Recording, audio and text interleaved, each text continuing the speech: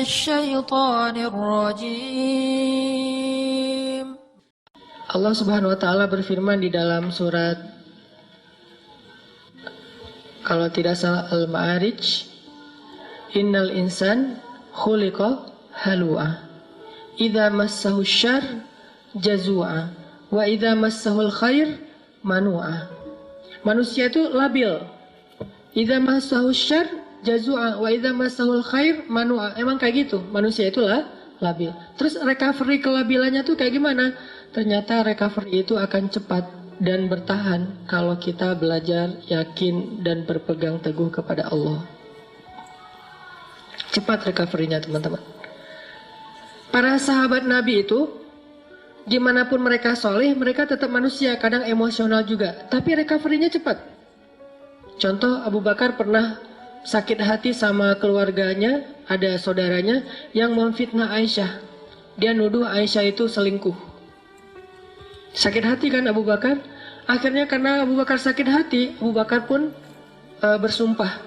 Abu Bakar posting juga, kata Abu Bakar, demi Allah, saya nggak bakalan ngasih lagi pertolongan dan bantuan kepada orang itu selama-lamanya. Kenapa? Udah terlanjur sakit hati sama dia.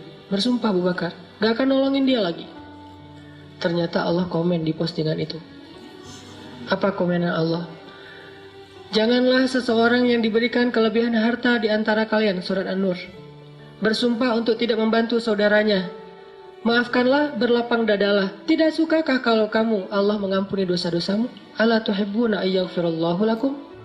Akhirnya ketika Abu Bakar baca komen ini, astagfirullahaladzim, langsung Abu Bakar delete postingannya. Posting baru. Mulai sekarang saya akan bantu dia 2 kali lipat. Allah langsung first like. Ya.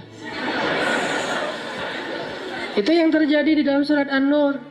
Kenapa Abu Bakar sedih? Karena beliau manusia. Kenapa Abu Bakar sakit hati? Karena beliau manusia. Sesoleh apapun tetap aja dia manusia. Cuma recovery-nya cepat. Kenapa? Karena berakatnya dengan Allah, bukan dengan makhluk. Kalau kita berakat dengan makhluk, susah recovery-nya. Tergantung orang itu. Kalau kita berakat dengan Allah, cepat recovery-nya. Karena Allah Rahimun, Rahmanun, Karimun, Jawadun. Allah itu maha baik. Misalnya, kita marah sama orang lain. Terus kita maafin dia. Apa akad dengan Allah? Nanti Allah maafin saya. Makin besar dosa orang yang kita maafin, makin besar dosa kita yang dimaafin sama Allah. Dosa apa yang paling besar yang dilakukan seseorang kepada kita? Tadi, ditikung. Ustadz, nggak mudah Ustadz maafin yang kayak gitu-gitu Ustadz. Saya tuh udah berusaha ya selama 5 tahun. Di tahun ke-5 ternyata gagal gara-gara dia. Padahal dia datangnya cuma beberapa bulan terakhir. Kenapa bisa nikung? Dia teman curhat kita. Kita curhat ke dia, ternyata dia dapat info dari kita, dia jalan duluan. Kan sakit banget tuh. Makin sakit, makin berat, makin besar dosa yang kita maafin dari orang lain, berarti makin besar dosa kita yang dimaafin sama Allah. Minimal 10 kali lipat. Itu akadnya, sehingga jadi ada motivasi untuk memaafkan orang. Ya udah deh, saya maafin biar Allah maafin saya. Emangnya kita nggak punya dosa? Kalau kita mau ngitung dosa kita, nggak usah jauh-jauh. Dosa sholat aja kita udah banyak tuh. Kita udah ninggalin sholat sejak kita balik usia 12 tahun. Kan kita dulu sering ngerasa 12 tahun tuh masih anak kecil ya. Sehingga sholat suka belang-belentong gitu, nggak rapi. Kadang sholat, kadang nggak. Yang rajin cuma sholat maghrib doang ya. Isya subuh udah kelewat. Terus pas udah ABG dikit, usia 17 tahun masih sholat, cuma sering menjamak. Subuh dijamak dengan duha misalnya. Sholat juga subuh, tapi jamak. Dan itu istiqomah banget loh. Jadi dari bab sholat aja kita udah bermasalah, udah banyak dosa nih. Gimana mau amal-amal yang lain? Berarti caranya gimana? Maafinlah kesalahan orang yang lain supaya Allah maafin kesalahan kita. Akadnya sama Allah, recovery-nya gampang. Saya pernah pas di Bandung, mobil ditabrak dari belakang, serempet. Akhirnya penyok dan agak rusak. Terus orangnya marah duluan. Mungkin cara dia marah duluan biar ketahuan bahwa kita yang salah. Dia turun langsung marah-marah. Saya bilang, tenang aja, jangan marah-marah. Kita selesaikan baik-baik. Akhirnya dia agak down dikit, agak nyaman dikit, ngobrol, tapi tetap aja keras, nggak mau. Dan pas di ini dia nunjukin kartu bahwa dia anggota. Nah, karena dia anggota nggak mau ribut, ya udahlah, saya ganti rugi 2 juta. Pas sudah ganti rugi 2 juta, dia pergi, saya berdoa, Allahumma ajurni fi musibati wa khluf li khairan minha. Ya Allah, saya dapat musibah nih. Beri dong ganti yang lebih baik darinya. Tinggal minta aja sama Allah kan. Akhirnya yang tadi kita udah kayak ngerasa sedih banget gara-gara kita udah mobilnya rusak, harus bayar ganti rugi orang lain yang salah lagi tuh. Karena dia mungkin pakai kekuasaannya daripada nanti ramai dan makin besar, habisnya udahlah 2 juta. Tapi minta ke Allah gantinya 20 juta. Lebih baik dari yang kita berikan.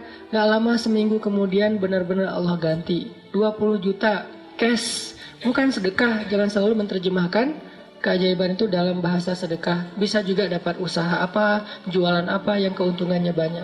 Kayak saya dulu di Mesir jualan bakso. Kalau ada acara-acara kayak gini nih, ini saya ngeliat teman-teman di Jepang kayak nostalgia lagi kondisi dulu di Mesir ya. Lagi ada acara mahasiswa Indonesia di sana namanya PPMI gitu.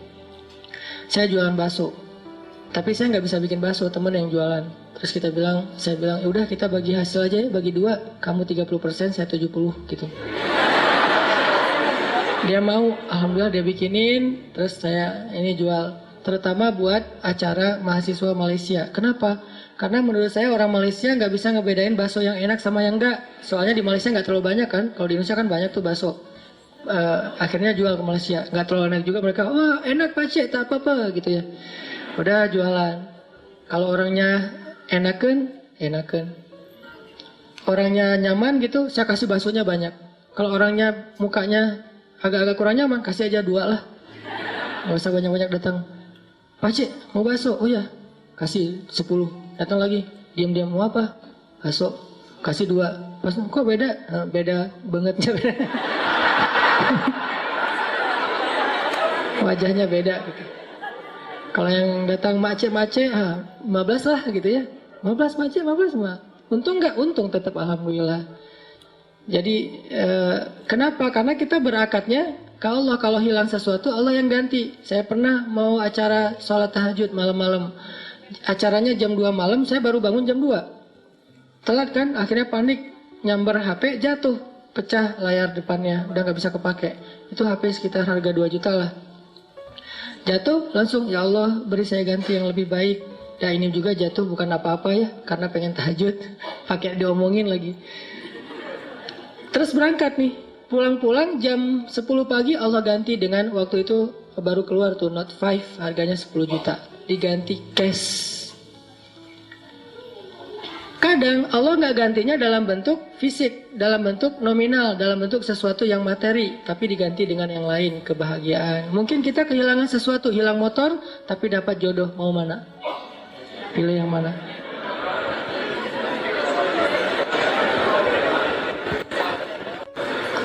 Jadian nih, gara-gara nikmat hilangnya motor. Pas ketahuan kita nggak punya motor, putus lagi.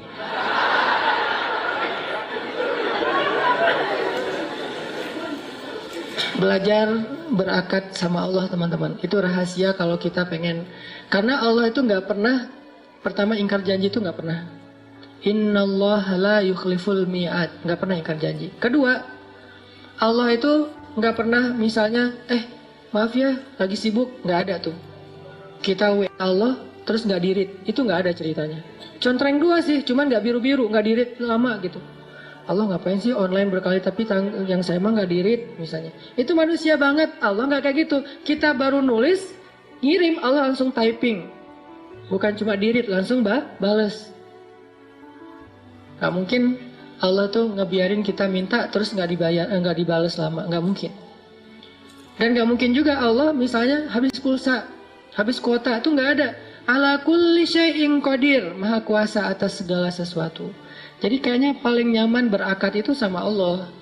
Cuman kita harus ngerti cara Allah bermuamalah dengan kita. Tidak selalu materi, karena buat Allah materi itu nggak berharga banget. Kalau seandainya berharga, pasti Allah ngasih semua kita kekayaan. Tapi ternyata orang soleh nggak semuanya kaya. Tapi orang soleh itu rata-rata, bukan rata-rata, semuanya bahagia. Makanya tadi subuh saya cerita ada teman misalnya, baru hijrah, dia bilang gini, Ustadz, kenapa ya sejak hijrah hidup saya agak-agak kayak rezekinya jadi seret gitu, jadi susah. Gimana ceritanya? Iya, saya udah dulu mah lancar, sekarang malah jadi susah. Saya bilang, enggak, karena buktinya kamu hijrah juga karena kebanyakan hutang kan? Berarti selama ini sebelum hijrah, enggak lancar rezekinya, yang lancar hutangnya. Setelah hijrah, Allah permudah untuk membayar hutang itu. Bukan rezekinya seret, tapi rezekinya dibagi. Sebagian dipakai, sebagian untuk bayar hutang. Allah udah kasih solusi. Enggak mungkin lah Allah ngecewain kita yang berhijrah karena Allah, itu enggak mungkin. Jangankan Allah nih, Nabi Muhammad aja nggak pernah membiarkan ada yang datang ke beliau ditolak dalam keadaan nggak dikasih apa-apa, itu nggak ada. Semua yang datang ke Nabi meminta sesuatu pasti pulangnya membawa sesuatu. Apa aja. Pernah Nabi lagi jalan pakai baju baru gitu, baru dikasih sama Raja Khurasan, kasih baju. Bajunya warna merah, bukan gamis ya, baju biasa warna merah, dipakai sama Nabi. Terus dilihat sama orang miskin, sahabat ngomongnya, Muhammad, itu baju bagus juga ya, gitu. Nabi pas diomongin kayak gitu, Nabi tanya, kenapa mau gitu? Mau. Dibuka sama Nabi, Nabi pulang nggak pakai.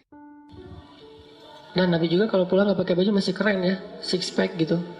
Kita nggak pakai baju zero pack kan agak-agak gimana gitu kan ya. Kan perut Nabi itu six pack kata sahabat, seperti batu yang tersusun kan. Itu karena mungkin beliau bukan nge-gym sih. Sering naik kuda, itu kan kayak orang bisa seluruh tubuhnya tuh gerak, akhirnya bagus badan Rasulullah. Nabi nggak pernah mau ngecewain orangnya. Terus Nabi jalan pakai syalnya syal baru gitu. Untungnya nggak pakai kupluk baru ya, pakai syal doang gitu. Datang orang Badui, ditarik syalnya, dilepas sama Nabi, dikasih. Ada yang datang ke Nabi, ke Aisyah misalnya, Aisyah tuh cuma punya 3 butir korma. Dari pagi belum makan, untuk sahur aja nggak dimakan karena pengen dipakai untuk buka puasa hari itu. Datang satu orang ibu dengan 2 anaknya, karena lapar bilang, Aisyah saya belum makan dari pagi. Aisyah langsung ngambil ngasih. Jadi nggak makan sahur, nggak berbuka puasa. Kenapa? Karena sifat Nabi itu tidak ada yang datang kepada beliau pulang dalam keadaan tangan kosong. Itu nggak ada. Nabi aja kayak gitu, apalagi Tuhannya Nabi, Allah Subhanahu Wa Taala. Nggak ada yang datang kepada Allah pulang dalam keadaan kecewa, itu nggak ada. Kalau dia kecewa, berarti dia nggak ngerti cara berakad sama Allah. Dia salah faham dengan cara-cara Allah. Kalau dia ngerti Allah, nggak bakalan kecewa. Dia tahu banget Allah Maha Baik, Allah yang selama ini nolongin saya, Allah yang yang menyelamatkan saya. Alam yajidka yatiman fa'awa, wa wajadaka dhallan fahada, wa wajadaka ailan fa'aghna. Dan Allah itu tergantung prasangka hambanya kepada Allah. Kalau kita berprasangka baik, Allah akan ngasih apa yang kita persangkakan 10 kali lipat lebih baik. Kalau kita berprasangka buruk, maka Allah seperti yang kita prasangkakan. Jadi tergantung kita nih, mau gimana? Mau dapat nikmat, ya udah, Allah Maha Pemberi nikmat. Mau dapat jodoh, Allah Maha menciptakan segala sesuatu berpasangan. Nggak mungkin saya dibiarkan sendiri.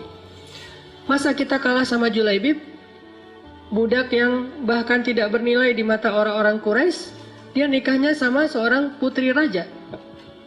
Ini kayak dongeng gitu kan? Kenapa? Karena Julaibib nggak pernah berputus asa kepada Allah, nggak pernah suuzon sama Allah. Datengin ditolak, datang lagi ditolak. Kadang kita kayak gitu banget hidup. Datang udah 3 kali ditolak, akhirnya putus asa, udah pakai selebaran, taruh di pintu-pintu rumah. Mau nggak nikah sama saya? Siapa yang mau tolong hubungin nomor telepon ini. Kalau nggak mau jangan dibalas udah. Ternyata dari 100 selebaran nggak ada yang nyangkut, karena kita naruhnya di rumah kontrakan yang belum ditempatin. Wah. Ini maksudnya husnuzon sama Allah. Jangan suuzon. Begitu kita husnuzon sama Allah, baru berbaik sangka. Kadang-kadang kita baru membatin, Allah udah kabulkan. Di Bandung tuh banyak tuh kejadian kayak gitu. Hal-hal yang menurut saya dulunya terjadi di zaman para ulama, sekarang terjadi di zaman kita. Kok bisa ya? Mirip dengan kisah Imam Ahmad bin Hambal yang datang ke Basroh gara-gara ada yang beristighfar kan di Basroh. Itu terjadi loh di Bandung dengan saya. Suatu hari saya datang ke masjid markasnya Pemuda Hijrah, Masjid Al-Latif di Bandung. Ada rapat gitu, kita sering rapat. Terus karena macet saya nggak mau naik kendaraan sendiri, pesan ojek online, berangkat dari pagi sampai sore. Di masjid itu saya sholat zuhur dan asar ngimamin. Karena lagi ada saya di situ, ya udah sekalian ngimamin. Pas sudah selesai asar, udah beres semua rapat, saya order lagi, ada yang ngambil ojek online, jalan. Di tengah jalan orangnya ngobrol, "Mas, suka sholat di masjid itu juga?" Saya bilang, "Ya, sesekali." Saya bilang, "Iya ya, masjid itu ramai sekarang, anak-anak mudanya luar biasa itu masjid. Saya juga suka sholat di situ," kata dia. Itu ada tuh imam muda, siapa namanya di situ teh? Muzammil. "Iya ya, Muzammil tuh suaranya bagus ya." "Ya, alhamdulillah." "Mas suka ikut talim juga di situ?" "Kadang-kadang," saya bilang. "Oh iya iya ya, hebat, itu taklimnya rame banget tuh. Ada juga tuh ustadz siapa gitu yang suaranya kayak cewek," kata dia.